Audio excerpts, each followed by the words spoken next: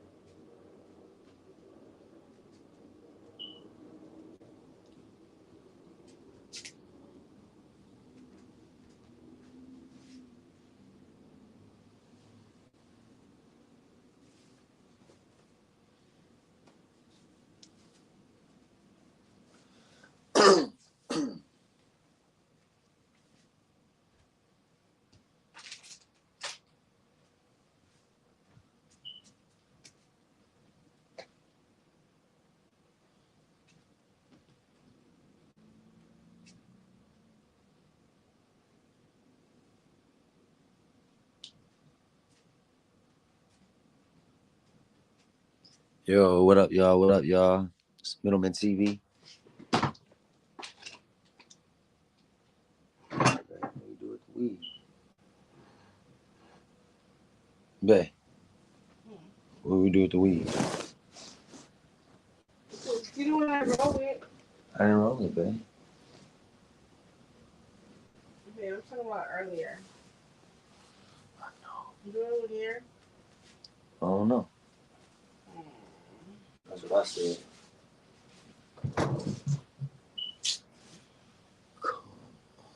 Relax. Check over here, babe, because you roll it over here. I definitely did it.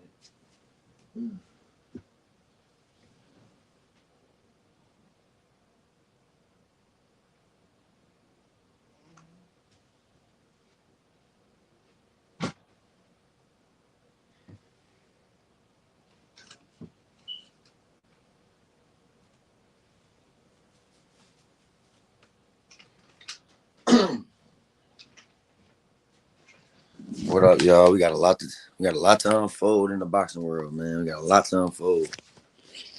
About to roll up a nice little doobie for y'all real quick. You know what I'm saying? So we can chop it up.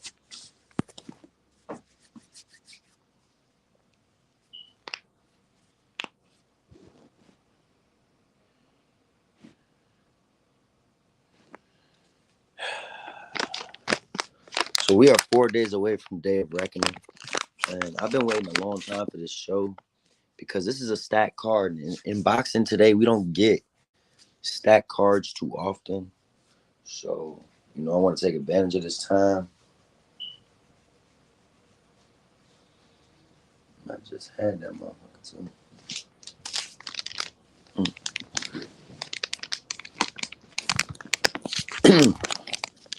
We got a stacked card this Saturday in Saudi Arabia. Day of Reckoning. Saudi Arabia is really starting to take over in boxing as well, if you didn't know. But it's great to see it all unfold, We're going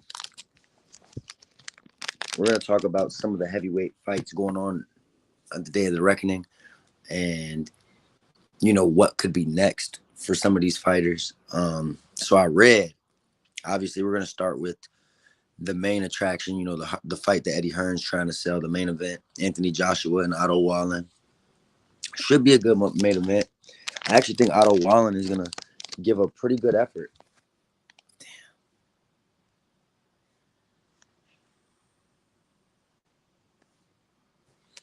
I actually think Otto Wallin is going to give a really good effort. I think he's going to come out, he's going to give Joshua problems in the beginning until Joshua can really figure him out. I don't think this is going to be an easy fight for Joshua at all. I know a lot of people are, predicting a Joshua knockout and an easy win for him. I just don't see it being that. He was able to knock out Robert Helenius. I think this is going to be a much tougher fight for him. And I'm really excited to see how Joshua's going to look in this fight because in his last fight, it took him 7 rounds to end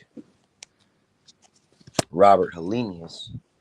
And Robert Helenius had like what, a 2-week notice at the most. So no one was impressed by that win. from Anthony Joshua. So I want to see how he's going to respond against a very, very suitable opponent in Otto Wallen. Like I said, that's a good main event. Eddie Hearn has been putting some good shows on with the help of Frank Warren in Saudi Arabia. This is a hell of a show.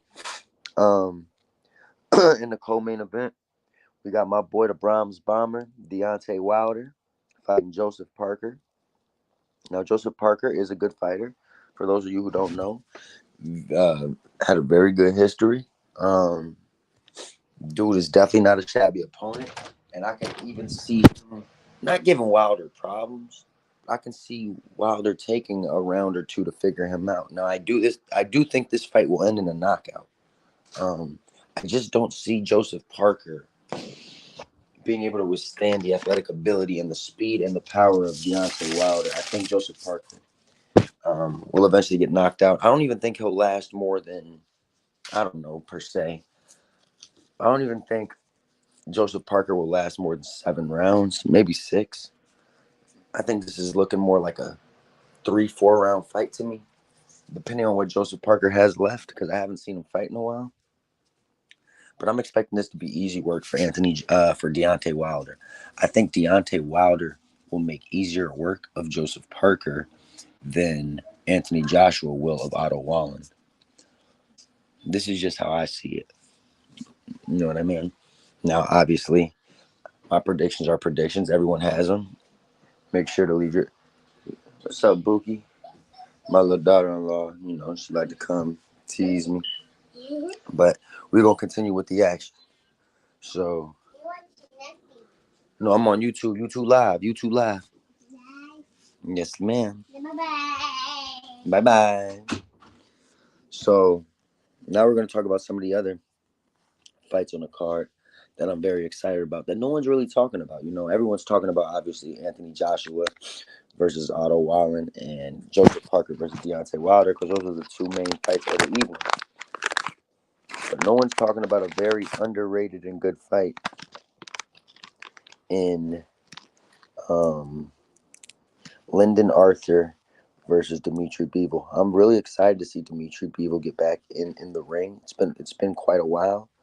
I think the last person he fought, if I'm not mistaken, is Gilberto Ramirez. He made easy work of Gilberto Ramirez. And quite frankly, Lyndon Arthur, to me, is a decent fighter, but I do think Dimitri Bivol will make easy work of him. But like I said, it'll be really nice to see Dimitri Bivol get back in action. And I read something in some article, I forget where I read it at. It said that Dimitri Bivol has a 2-fight deal, I believe, with, is it Frank Warren and Saudi Arabia or something of that nature. And if Dimitri Bivol wins against Lyndon Arthur, which he will, his next plan for Saudi Arabia would be to fight the winner of Callum Smith and Arthur Beterbiev, which everyone is hoping and praying that it's going to be Arthur Beterbiev, because we've been trying to see Dimitri Bivol versus Arthur Beterbiev for a long time now. That's one of those fights that has to happen for boxing.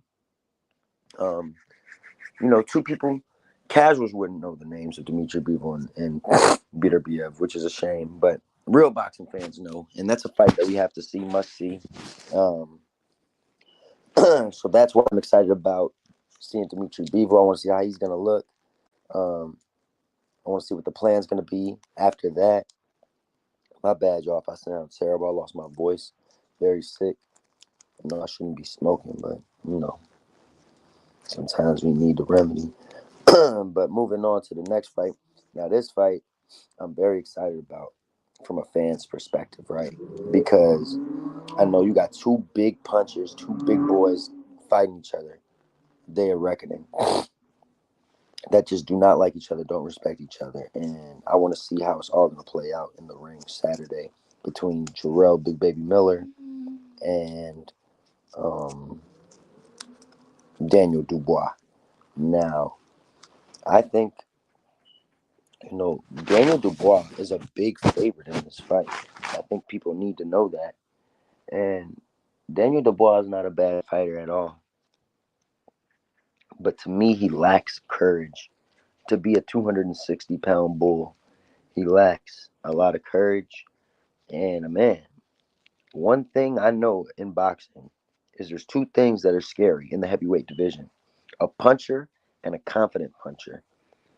Jarrell Baby Miller is a puncher and he's a confident puncher.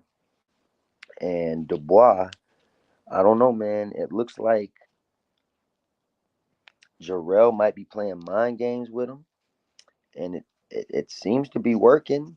Dubois trying to ignore it to a degree, but it's like you can't let this guy punk you, man. You know what I mean? Jarrell Miller likes to talk a lot and stuff like that.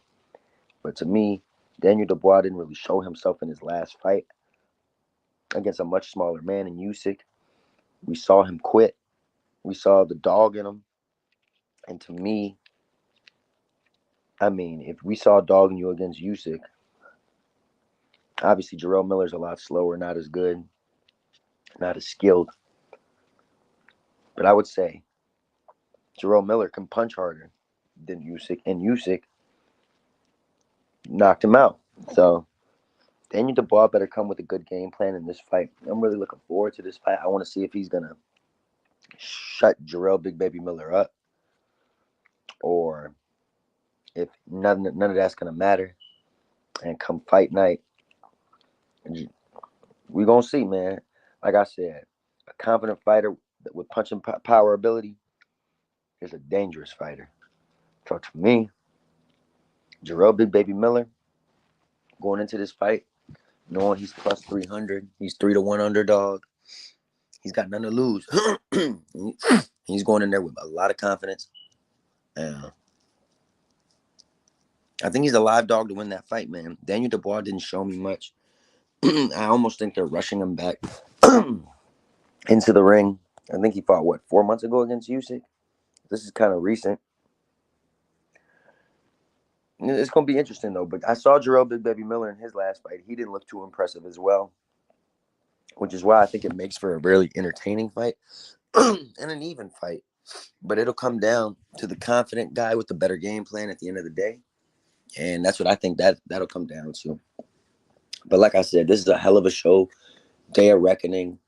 You got a whole bunch of heavyweights on the card. Flip Hergovic's on the card. You got nobody complaining. Everybody's just wanting to fight each other. Eddie Hearn and Frank Warren throwing a doozy this Saturday night. I'm really looking forward to it. We're gonna switch topics to the USA side of boxing, side of the spectrum. Excuse my voice. Man, there's just been a lot of gibberish and back talk.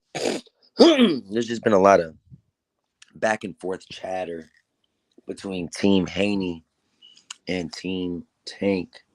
And man, as a boxing fan, I'm gonna just say it's getting real annoying. Knowing that as a fan of the sport, us real boxing fans that aren't casuals, fans that don't pick and choose the fights that we watch, fans that just tune in every weekend to watch boxing because we enjoy it, whether the name is big or not. Those are the fans I truly respect. I just want to say that. Shout out to y'all. But two, we want to see the big fights happen. At the end of the day, yeah, we have our fighters that we choose to flock to. Every fan does it. It's in a fan's nature to have a side. In the NFL we got sides, in the boxing we got sides, in basketball we got sides. But at the end of the day, I don't go to the Lakers versus the Phoenix Suns just to get announced that Kevin Durant's sitting out and LeBron's sitting out.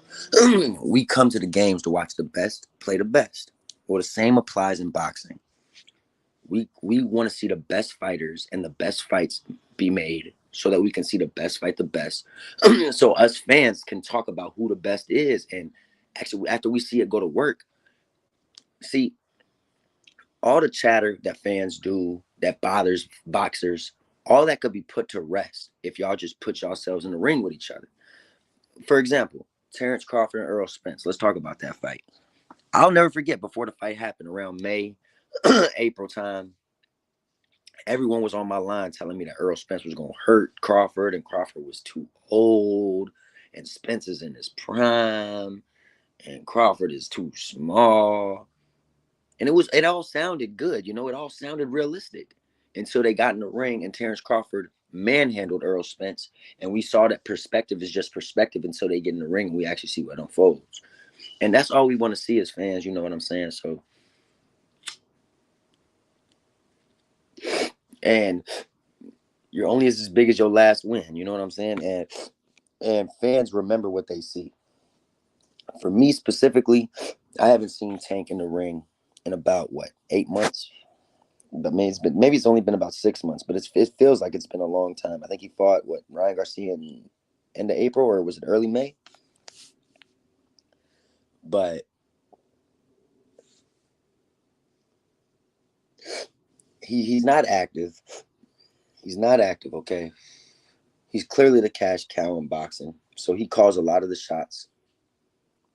We want to see these fights get put to paper, man. We want to see the best fight the best. I want to see Haney fight Gervonta Davis, because if we see that fight, we know we're gonna get the fight that everyone wants to see, and we're going to be able to talk about it around the world and really have a full discussion on who's better between Devin Haney and Gervonta Davis, as opposed to Bill going on Instagram and calling out Gervonta Davis and Gervonta Davis acting like a little girl and blocking him on social media.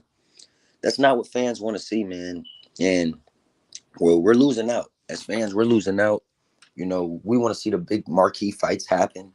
Um, Obviously, Devin just picked up the win more recently than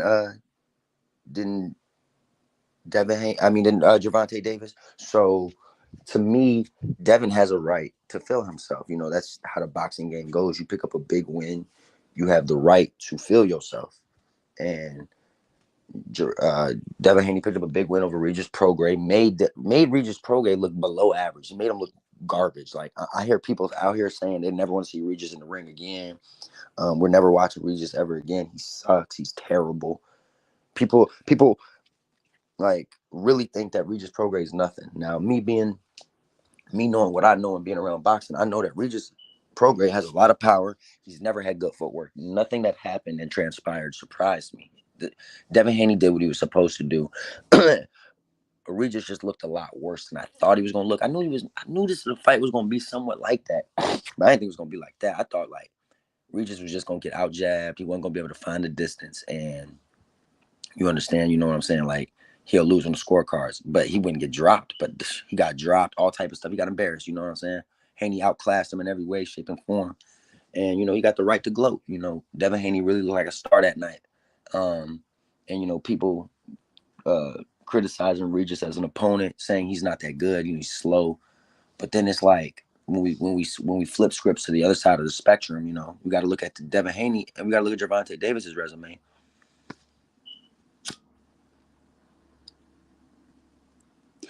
And you look at guys like Roland Romero, and there's not much of a difference between Roland Romero and a Regis Prograis. So all in all, I like what I'm seeing from Bill Haney and Devin's side. I like them posting Gervonta. They're putting the pressure on Gervonta Davis to make something happen. That's what the fans want to see. At the end of the day, the picking sides and being a groupie stuff, that has to be, we have to shift that away. We want to see the best fight the best. So we need to stop being groupies and let it happen. And the only way that's gonna happen is if we stop acting like Gervonta shit don't stink, and we let him know. And we let him know, you gotta fight, Devin. Like, we appreciate what you've done for us with the knockouts and who you've beaten in the past, but we need to see you fight somebody special. If you ever want to go to the Hall of Fame, if you ever want to be remembered, Tank, you gotta beat someone rememberable. Ryan Garcia and Rolly Romero are just not cutting it, bro. They're just not cutting it. If Instagram wasn't a thing, Ryan Garcia would be a nobody in boxing. That's just what it is. But hopefully Gervonta takes all this info and criticism with a grain of salt, and he doesn't let his groupie fan base get to him and Leonard Ellerby, and hopefully he takes it upon himself. This next year will really say a lot about Tank. Is Tank trying to chase greatness like Terrence Crawford was trying to do, like Devin Haney's trying to do, like Shakur Stevenson's trying to do, or is Gervonta Davis just trying to cement a money legacy, trying to prove to motherfuckers that he could break records on selling tickets and that he's the face, and it don't matter who he fights, he's the face because he said that before. And I feel like actions speak louder than words in boxing. So we're gonna find out what Tank's about in the next few months. Um, Now Ryan Garcia has all of a sudden gotten himself into the mix. Um, he mentioned that he wants to fight Devin Haney. He said he sent an offer out to Team Haney, and you know he would love to fight Devin Haney. My thoughts on Devin Haney and Ryan Garcia is, here's what I think. I think Ryan Garcia would be a step up over Regis Prograis because he's a little bit faster. Um, he's got a tiny bit. I wouldn't say Ryan Garcia has great footwork, but he has better footwork than Regis Prograis, no doubt about it. And he's got power just like Regis. So, but I've said this before about brilliant fighters like Devin Haney. Fighters like Devin Haney who are brilliant fighters. When you're fighting a guy who has one trick up their arsenal, and as I saw in Ryan Garcia's last fight, I want to see if he had worked on his negative stuff with Derrick James and if he had improved on some stuff. And me being honest, he he didn't even make that easy work of Oscar Duarte, and it didn't look like he improved much on anything. He was still throwing a lot of left hooks. He was just able to capitalize because Oscar Duarte, not a smart fighter. Devin Haney, I just think it would be a different result. Would Ryan Garcia get knocked out by Devin Haney? I don't think he would, no. But I think Devin would beat him fairly easily on the scorecards. And I don't think it would be the most exciting fight, but it wouldn't be a bad fight. If they announced Ryan Garcia versus Devin Haney is next, I'd be okay with that. It's not what I'm looking for, but I'd be okay with that. Um, just so Devin Haney could show the world that what Ryan did, what Gervonta did, he could do. So that'd be a good stepping stone for him. Um, but yeah, that's really where it's at with it. Um, we need to start seeing bigger fights out there. I just read something about Vasily Lomachenko and George Kambosos fighting in Australia. That's going to be a very entertaining fight. Obviously, Bob Arum really loves Lomachenko, and he's trying to get him a win. But he's still trying to compensate George because he likes George. So he figured make it in George's hometown. But Loma spoiled a home event, beat him. They're talking about Jermaine Ortiz versus Teofimo Lopez right before the Super Bowl in Las Vegas. That's a hell of a fight because I think Jermaine Ortiz is a very underrated fighter. Um, I'd love to see him versus Teofimo. I think Teofimo will win that fight, but it would be a good fight. Um, yeah, we got some real good boxing fights in store. Um, but all in all, I think that you know what I'm saying. Like fighters just need to not care about not being undefeated anymore. Not care about not say the money per se, because y'all should always care about the money. But I just think that fighters should let everything flow willingly and let boxing go back to what it was. And trust me, if we all work together, it can. No one ever stopped watching Oscar De La Hoya or Roy Jones just because they had 2 losses on their record. People wanted to watch them even more, see how they have bounced back. And that's kind of what it's about. Once boxing fans of today and the boxers realize that it's about the bounce back, which is why to this day, like me being the old school fan that I am, even at 27, being around boxing since I was 2, I would say if you've been around boxing for 20 plus years, you a veteran in the game. And so watching Teofimo Lopez bounce back from a horrible loss to George Kambosos and then come back, you know what I'm saying, and beat Josh Taylor the way he did. And he's already beaten Lomachenko. He only 25 years old. He has such a great resume. Stuff like that is what boxing needs. You know what I'm saying? Teofimo out here taking risks. If he fights Jermaine Ortiz, who's out here really trying to fight Jermaine Ortiz? Jermaine Ortiz is not a big name. If you ask the average casual out there, hey man, you ever heard of Jermaine Ortiz? They're gonna look at you like Jermaine who? Jermaine Dupree? That's what they really gonna look at you and say Jermaine Dupri. They're not gonna look at you and say Jermaine Ortiz. No one knows Jermaine Ortiz except for me and maybe a few other boxing fans out there that really watch this game, study the game. Jermaine Ortiz is a suitable opponent. And Teofimo Lopez is down for the get down. You know what I'm saying? Making no excuses. And then what if he comes right after that and fights Sabril Matias? Like, I feel like Teo has a whole plan. He's knocking him down slowly. And then eventually he'll come to Haney and them when you know what I'm saying? Like Teo, he on his bounce back right now. But I feel like Teo could really do it. But that's what boxing needs. People to take more chances. And that's really what it comes down to. Cause we got a lot of potential mega fights that people want to see. You know what I'm saying? Like, it's not just Tank and Devin Haney. You know what I'm saying? We got other fights lined up. You know what I'm saying? Like Terrence Crawford. People want to see Terrence Crawford fight someone. We don't know what he gonna do next. He enjoying his time right now. But you know what I'm saying? We got Nayu Inoue fighting in 2 weeks. I'm very excited to see Nayu Inoue get back in the ring. I'm not even a Nayu Inoue fan, but I ain't gonna lie. I don't think there's no way Marlon Tapales could be any worse than how Stephen Fulton was. There ain't no way. So we got that fight. And there's a lot more fights coming up, man. They talking about Mario Barrios gonna fight Boots next, which is a good stepping stone for Boots. I think Boots, who he beat in his last fight, he beat that Venezuelan kid. I think Mario Barrios is a step up from the Venezuelan kid by a little bit. You know what I'm saying? I think Boots will make super easy work of Mario Barrios. Easier than Tank did. You know what I'm saying? Like, and Tank really actually struggled with Mario Barrios. Mario Barrios is a big fighter. Um, up until the knockdowns, I had Barrios up in that fight. I'm not gonna lie to you. But Boots will stop Barrios in probably 7 rounds or less, probably 6 rounds, 6, 7 rounds. Barrios offensively, he ain't got no defense for Boots. He'll get smoked. But it's a lot of potential fights out there for the future. Um, you know what I'm saying?